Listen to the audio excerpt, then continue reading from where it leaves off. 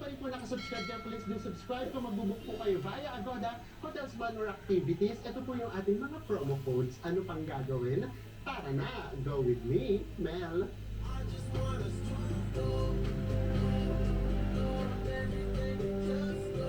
Hello everyone! Hi guys, may adlaw. Nandito kami sa lugar kung saan isa to sa pinapangarap namin makita. At nakikita natin siya, o actually nakita na namin siya sa hindi naasahang pagkakataon. Nandito tayo sa Pyramid of Giza. Again, pasensya na po ulit. Lalo na sa mga first time, malay niya first time palang manood sa atin, cellphone lang po gamit natin para makaiwas tayo sa scam.